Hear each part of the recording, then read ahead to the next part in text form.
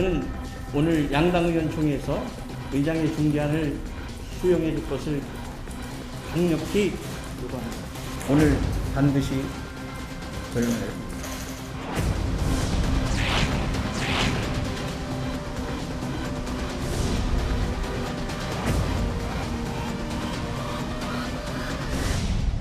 의장의 중재안을 수용하기로 하였습니다. 의장의 중재안은 사실 의장과 양당 원내대표가 서너 차례 회동을 통해서 합의한 안입니다.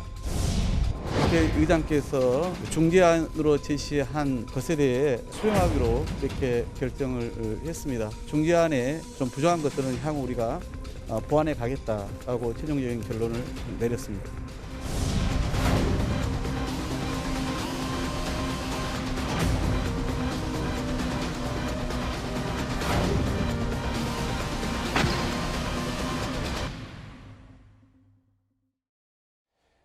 예, 금요일 뉴스탑10은 바로 여기부터입니다. 검찰의 수사 권한을 없애는 이른바 검수완박을 놓고 오늘 여의도 국회와 서초동 검찰 모두 숨가쁘게 돌아갔습니다. 먼저 국회로 가볼까요? 민주당은 검수완박을 밀어붙이려 마치 군사작전을 하듯이 위장 탈당까지 했는데 그 흐름이 일단 제동이 걸렸습니다. 여야가 박병석 국회의장의 중재안에 합의를 한 건데요. 오늘 오후 화면부터 잠시 만나보겠습니다.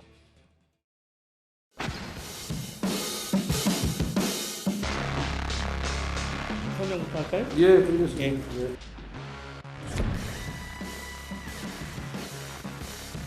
검찰개혁법을 둘러싸고 극한 대립에서 극적 타협을 이루었습니다. 소통과 타협을 이루신 민주당의 박홍근 대표님 그리고 국민의힘의 권성동 대표께도 각별한 감사의 말씀드립니다. 저희가 그동안 이 검찰의 개혁, 즉 수사권과 기소권의 분리를 통한 검찰 기능 정상화를 얘기한 것은 결코 정치적인 어떤 유불리의 문제가 아니라 대한민국의 이 사법행정체계가 더욱 선진화되기를 바라는 그 중심에서 얘기를 해왔습니다. 우리 박병석 국회의장님의 그런 회안과 우리 박홍근 민주당 원내대표의 그런 양보지심으로 원만한 합의를 통해서 상생과 협력의 정치를 열었다는 점에 있어서 저는 큰 의의를 부여하고 있습니다. 앞으로 일단 합의를 냈습니다. 하나하나 만나볼 텐데 좀 크게 한번 짚어볼까요? 김근식 교수님. 네. 민주당 입장으로서는 박병석 국회의장이 뭔가 상정을 안 할 것 같으니까 이 중재안 합의했다. 크게 보면은 민주당이 강행하려던 검수완박 법안에 일단 제동이 좀 걸렸다 보면 되겠습니까? 일단 뭐 폭주기관차처럼 달리던 민주당 입장에서는 숨고르기를 하면서 좀 눈치를 본 것 같아요. 예. 왜냐하면 사면 초과라고 할 정도로 최근 며칠 사이에 민주당에게는 악재가 계속 터졌죠. 처음엔 일단 여론상으로도 여론조사를 보면 거의 모든 여론조사가 검수완박에 반대하는 여론이 많았습니다. 예. 그리고 두 번째로는 이 양양자 사보임을 통해서 문제를 해결해 보려고 했는데 그게 뜻대로 안 되니까 위장탈당이라는 꼼수에 꼼수까지 또 끼워 넣어서 사실상 입법 쿠데타라고 하는 또 의회 쿠데타라고 하는 욕까지 먹으면서 정의당한테로부터 비난을 받았지 않습니까? 이제 그러던 와중에 그렇다면 그 이후의 과정들을 제대로 하려면 무리수를 더 가면서 진행할 수밖에 없고 그리고 정의당과 국민의힘까지를 대상으로 하는 필리버스터가 만약에 있다고 한다면 국회의장 박병석 의장의 동의를 받지 못하면 사실은 움직일 수 없는 단계까지 이르게 됐습니다. 그렇죠. 그리고 길게 보면 그러한 교착 상태나 강행 움직임이 계속되고 국민의 여론이 계속 부정적으로 높아지면 당장 6월 1일 날 지방선거에 후폭풍이 불지 않겠습니까? 예. 제가 듣기로도 민주당으로 지금 지방선거 출마하는 후보자들은 전전긍긍했다는 이야기가 많았습니다. 검수완박 강행 처리 때문에. 맞습니다. 그렇기 때문에 그런 여러 가지 악재들이 한꺼번에 터지면서 민주당 내에서도 이것으로 밀어붙이기는 지금 너무 무리하지 않느냐. 그런 좀 자체 내의 어떤 그 신중론이 우세하던 차에 박병석 의장이 국회의장으로서의 타협책을 내놓음으로써 아마 불가불 그것들을 수용한 것이 아닌가 이렇게 해석이 됩니다. 그래서 일각에서는 이거를 검찰 수사권 완전 박탈, 검수완박이 아니라 검수덜박이라는 얘기까지 나왔는데요. 그러면 여야가 합의한 박병석 국회의장의 중재안이 과거 민주당이 주장했던 것과 뭐가 다른지 그것부터 만나보겠습니다. 이현정 의원님. 네. 저희가 한번 그래픽을 준비했는데 크게는 6대 범죄 수사권을 모두 박탈하는 거에서 일단 한시적으로는 2개는 남겨두는 게 이게 지금 핵심 중재 아닙니까? 그렇습니다. 이번에 민주당이 낸 안을 보면 아예 검찰의 수사권들을 전부 다 없애는 법안이죠. 그러면서 검찰은 이제 기소만 하는 기관으로 남겨두는 게 이제 민주당이 제시했던 법안인데 이번에 이제 이 법안이 뭐 타협을 이제 한 것 같아요. 현재 6개 범죄, 즉 부정부패, 경제, 선거사범, 그다음에 방산, 그다음에 이제 보통 대형 재난이라든지 이런 어떤 6대 범죄에 대해서는 그동안 검찰이 수사를 해왔습니다. 근데 이 중에서 다른 건 다 빼고 부정부패와 경제만 남겨두고 나머지는 이제 경찰로 옮겨가죠.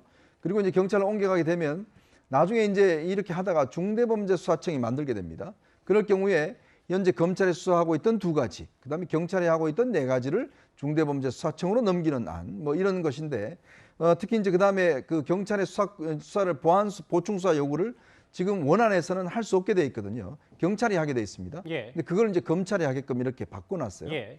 근데 제가 볼 때는 과연 국가의 한 사법 체계를 바꾸는 법안을 예. 이렇게 타협적으로 바꿔서 어떤 면에서 보면 더 혼란스럽게 좀 만든 측면도 있습니다. 아하. 왜냐하면 그 중에서 하나는 뭐냐면 일단 6대 범죄를 무슨 기준으로 2개는 남기고 4개는 줬냐 이런 평가를 받을 수가 있습니다. 잠시만요. 좀 꼭꼭 씹어서 가야 될 네. 것 같아서 그러니까 6개를 모두 검찰 수사권을 가져가는 게 민주당의 일단 애초 계획이었는데 부패와 경제 수사만 일단 일시적으로 검찰에 남겨둔다. 근데 이거를 6개 범죄를 어떻게 부패 경제로 나눌 수 있느냐 이 부분 말씀하시는 겁니까? 그러니까 이제 부패 경제하고 나머지 부분을 이거를 왜 2개는 왜 무슨 이유 때문에 남겨두고 나머지 4개는 왜 무슨 이유 때문에 줬는가 이 부분에 대한 이제 의문이 있는 거예요. 예. 그 중에서 큰 의문은 뭐냐면 바로 선거법입니다. 선거사법입니다.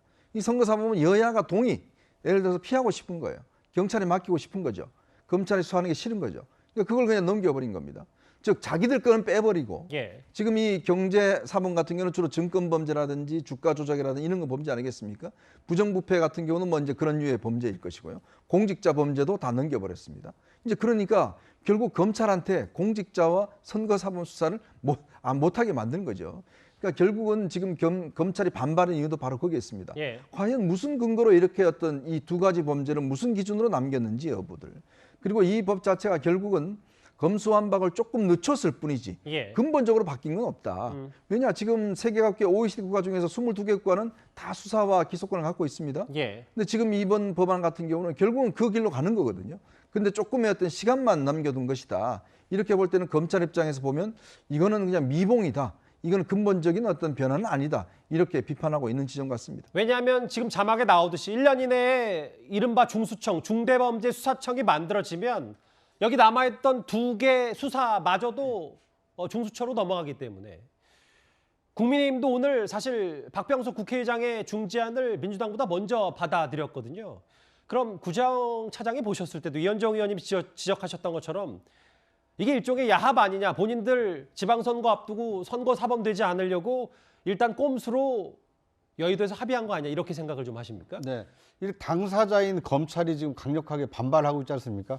그러니까 이것은 국회에서 여야 합의를 통해서 중재안에 중재안을 내놓았고 거기에 합의를 했다고는 하지만 정작 이 수사 또는 기소를 담당하고 있는 검찰 입장에서 볼 때는 일정한 1년 정도의 시간만 지연시켰을 뿐이지 검찰의 수사권을 사실상 박탈하는 것에 합의가 된 것이기 때문에 이 검찰 입장에서는 받아들이기 좀 어려울 것으로 보입니다.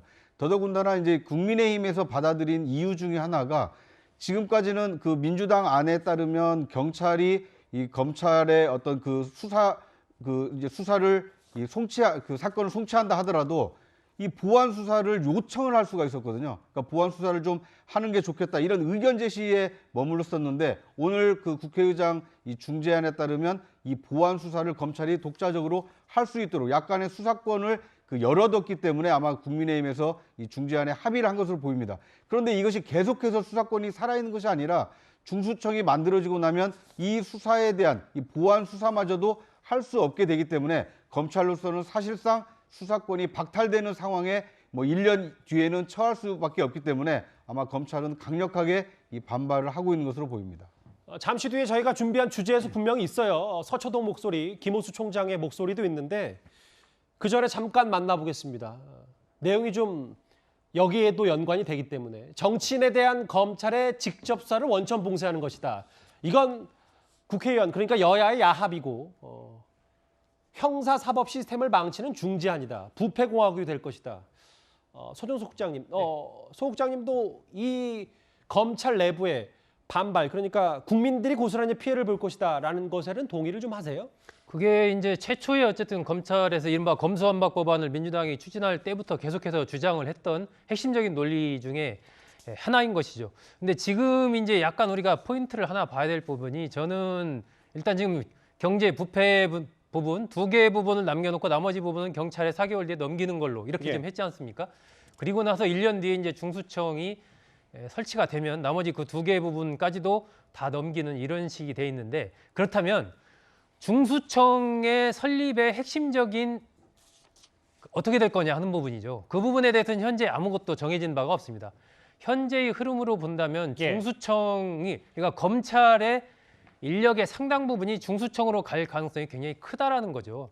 그렇기 때문에 아마 이 현재의 이 검수완박과 관련된 이번에 이 합의가 돼서 처리되는 수순으로 가는 이 부분은 아직은 좀 미완이고 여러 가지 비판할 지점도 있지만 결국은 중수청이 만들어진다면 중수청의 주력군이 어디가 될 것이고 그 중수청의 역할이 무엇이냐에 따라서 지금 우리가 얘기하는 것이 상당 부분 달라질 수가 있고 제가 보기에는 중수청의 그런 주력군이 검찰이 될 가능성이 현재로서는 좀 큰 게 아닌가 그런 측면에서 본다면 지금 얘기하는 많은 부분들이 중수청의 권한 쪽으로도 갈 가능성이 좀 있지 않나 그런 생각도 좀. 그러니까 중수청이 만약에 그 수사를 하면은 검찰의 인력이 주로 갈 것이고 그리고 뭐 일각에서 얘기하는 것처럼 한동훈 법무부 장관 관할이 될 수 있다 뭐 이런 부분까지 우리가 염두에 둬야 된다는 말씀이십니까? 1년 뒤의 일이긴 하지만 현재의 흐름 속에서 지금 이 국민의힘이 합의를 하고 또 윤석열 당선인 윤석열 정부가 이제 출범을 해서 가지 않습니까? 그런 여러 가지 흐름들을 본다면 그럴 가능성도 있기 때문에 이 검경 수사권 조정 최종적인 흐름 같은 것들이 완전히 좀 판단하는 부분은 한 1년 뒤로 봐야 된다. 일단은 강력하게 반발을 하고 있지만 그런 측면도 좀 볼 필요가 있다라고 봅니다. 민주당과 국민의힘은 오늘 오전에 있었던 박병석 국회의장의 중재안을 받아들였지만 앞서 보신 것처럼 검찰은 이건 정치인끼리의 야합이다. 본인들 수사 안 받겠다고 하는 거 아니냐 뭐 이런 얘기까지 했는데요. 서초동 얘기는 저희가 잠시 뒤에 또 준비했으니까 그때 조금 더 깊게 나눠보도록 하고요. 김근식 교수님, 전직 국회의장이 문희상 의장이 방식이 꼼수면 지는 것이고 꼼수는 혐오감을 부른다. 한 언론 인터뷰에서 이렇게 얘기했는데 박병석 국회의장도 이런 전직 국회의장들의 얘기를 들었고 근데 지금 박병석 국회의장이 일부 민주당의 강성 지지자들로부터 팩스 항의를 좀 받고 있다면서요?